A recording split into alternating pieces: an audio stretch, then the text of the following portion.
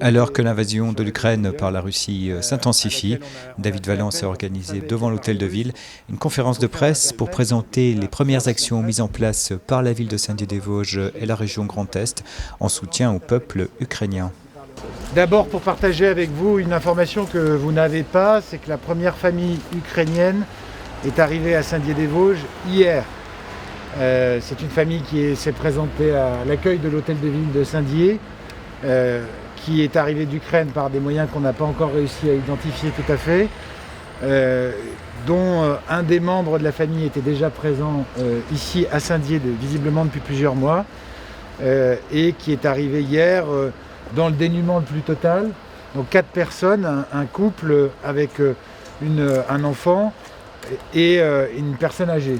Il y a 2 urgences. La première, c'est de participer à l'équipement et à l'assistance des personnes qui sont sur place aujourd'hui et qui vont, pour une part importante d'elles, le rester.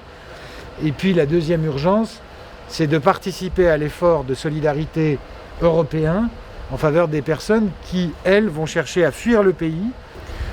Vous le savez, une action est mise en place par la protection civile du Grand Est avec la région Grand Est et donc avec la maison de la région Grand Est, de façon à pouvoir organiser des flux d'acheminement de matériel de tout type, soit des matériels de première nécessité de vie comme des matelas, des lits, etc., ou du matériel médical.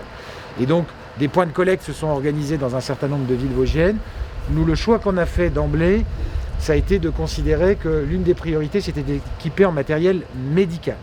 Et donc, en effet, dans le premier convoi qui devrait partir ce week-end à destination de l'Ukraine, sous pilotage de la protection civile du Grand Est et de la région Grand Est, il y aura bien du matériel médical qui vient des hôpitaux du massif vosgien.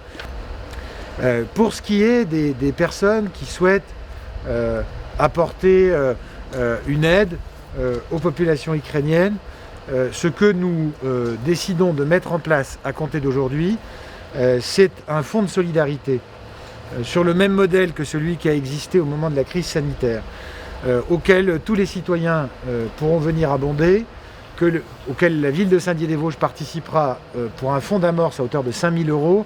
Mais évidemment, on ira plus loin. On est prêt jusqu'à concurrence de 50 000 € dans un premier temps à abonder ce fonds de façon conséquente. Mais on met tout de suite 5 000 pour que ça puisse commencer. Et ensuite, on verra jusqu'où on va. Donc les dons seront ouverts à partir d'une plateforme qui sera disponible sur le site internet de la ville de Saint-Dié-des-Vosges et de la communauté d'agglomération de Saint-Dié-des-Vosges, et les fonds seront reversés dans la transparence la plus totale aux organisations caritatives qui sont présentes sur place en Ukraine, notamment à la Croix-Rouge. Je me suis exprimé publiquement après avoir consulté la majorité du conseil municipal en disant que la ville de Saint-Dié était prête à accueillir des familles déplacées, réfugiées, des familles ukrainiennes ici à Saint-Dié. Donc on a fait le point d'abord avec les 2 bailleurs sociaux présents à l'échelle de la ville, Vosgelis et le Toit Vosgien, sur les capacités d'accueil dans le réseau actuel du parc social. Nous sommes en capacité d'accueillir une grosse trentaine de personnes avec ce parc social à ce stade. Et nous lançons aussi un appel, mais encore une fois, ça ne sera pas saisi peut-être dans la minute, aux personnes qui sont disposées à accueillir soit dans des immeubles qui leur appartiennent et où il y a des logements qui seraient en capacité d'être occupés, soit chez elles.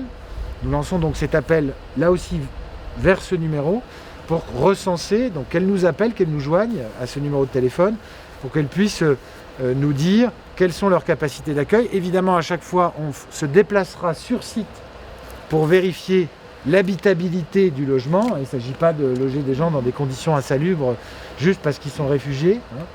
Et ensuite, on veillera à son équipement. Et à vrai dire, il est possible, dans la collecte du matériel que je viens d'évoquer, même si on privilégie dans un premier temps la collecte financière, il est possible que aux personnes qui s'identifieront à ce numéro et qui disent je suis prêt à donner une couverture, etc., on fasse appel, peut-être pas pour envoyer là-bas, mais ensuite pour meubler peut-être, ou certains des appartements qui pourront être mis à disposition des familles réfugiées ici à Saint-Dié-des-Vosges.